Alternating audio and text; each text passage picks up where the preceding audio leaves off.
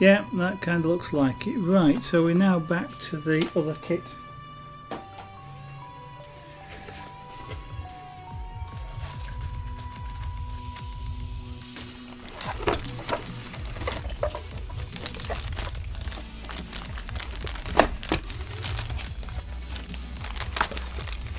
And the rest of this can go away until I build the trailer. Which means I'll need to buy another one of these for when I build a low loader trailer, because that's going to be scratch built.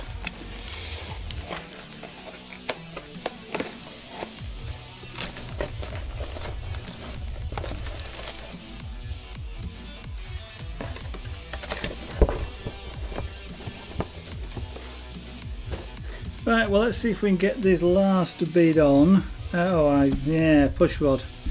Okay, we'll come back to the push rod in a minute when we get the other bits in place.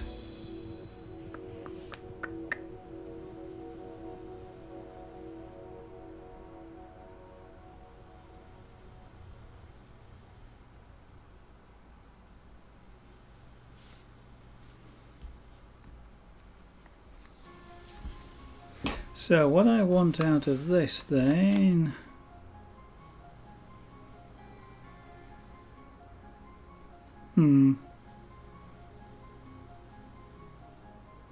what I want out of this is going to be the mounting bracket with the pin.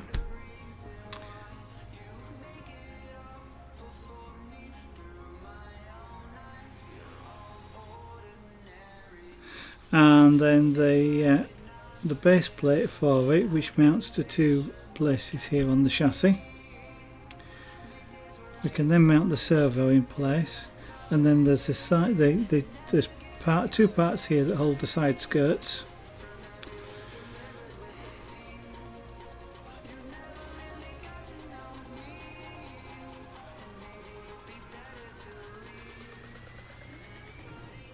And what I'm going to do is I'm going to leave that until the next stream. I'm rather tired and I don't want to make a mistake, so essentially as a carrier goes there, this sits roughly there in the middle of it.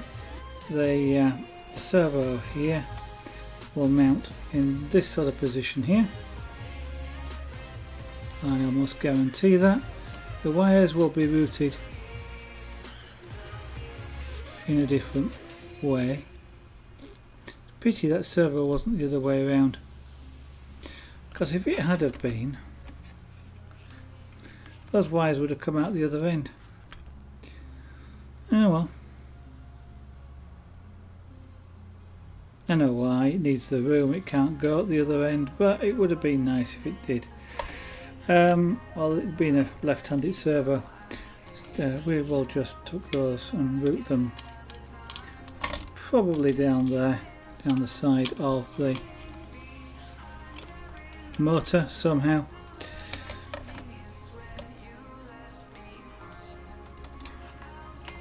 But we will do this on the next stream. We'll complete that. We'll put the two frames on the two side frames that hold the side skirts in place. We'll then do the pretend fuel tank and the battery holder, which goes underneath, on top.